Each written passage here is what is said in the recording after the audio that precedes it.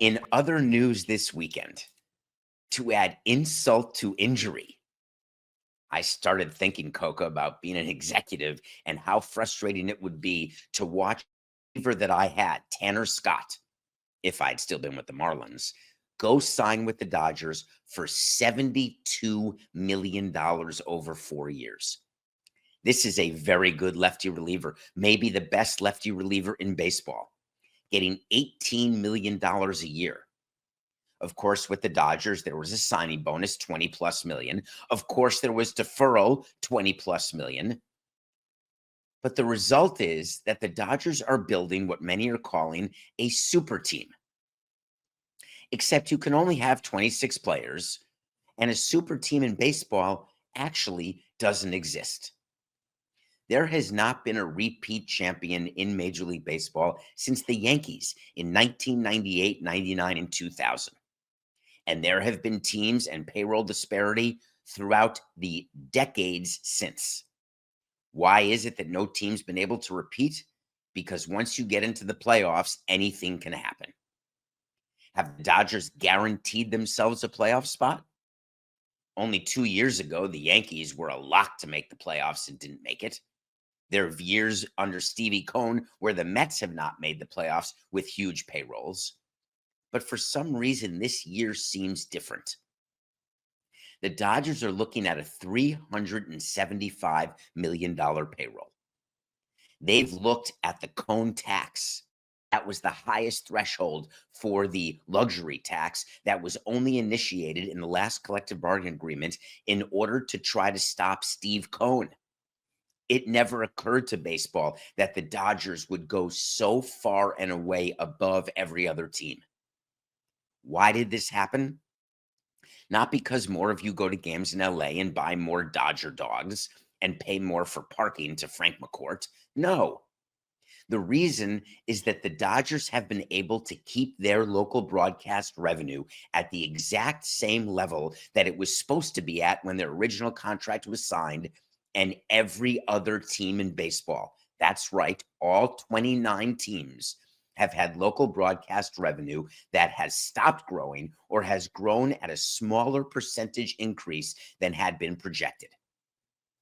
The Dodgers cable deal, which was done when Mark Walter bought the team, Guggenheim Partners, as part of that purchase, they locked in a regional deal, but not with a regional sports network.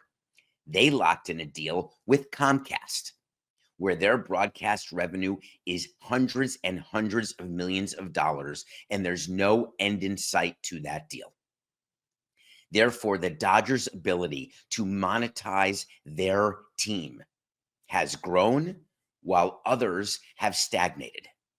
In addition, rumors that the Dodgers may have gotten an incremental $70 million in Japanese sponsorship after signing Ohtani, having Yamamoto, and now adding Sasaki. I used to think that was impossible. There was no chance they would have gotten 70 million incremental. And now that I see Sasaki joining the Dodgers, and now that we're talking to you about how it works with Japanese sponsors who want their players with the Dodgers in that market, is it possible that those deals are that large? Is there a mathematical equation that can actually lead to $70 million incremental where you're only paying Ohtani $2? It is. But is it bad for baseball? Will it lead to the longest lockout ever, more than the 94-95 strike lockout where the World Series was canceled? There will be a loss of games in 2027. We've talked about the situation of owners versus owners, and then owners versus the players union. We've talked about the issues and the payroll disparity, the economic disparity, the need for more revenue sharing, the possibility of a salary cap and a salary floor. It will be up to the commissioner's office and the labor relations department, led by the great Dan Hallam, to figure out whether or not owners are willing to fight for certain things and how many owners are aligned in what they want to fight for. Remember, you need 23 owners to do anything in baseball. What we're going to look at now over the coming year is whether or not the correlation to payroll and success on the field continues to dominate the conversation. Will the Dodgers run away with the NL West? Will they surpass their total of what is certainly over 100 games? Will they cruise all the way to the World Series with the exact team that they contemplated today all the way in October?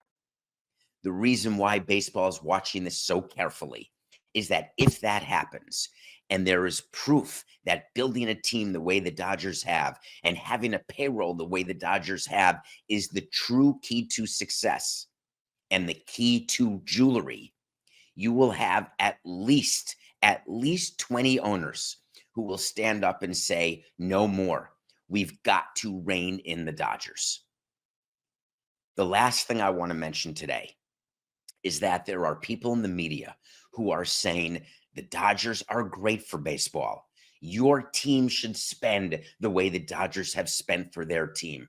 How can it be that your team is unwilling and therefore you're at a disadvantage? That doesn't mean baseball is broken. What those people are absolutely not understanding is there is no other team in baseball that has the ability. It doesn't mean that any owner can go into his own pocket and have a payroll of $375 million, because there are a couple who, of course, could.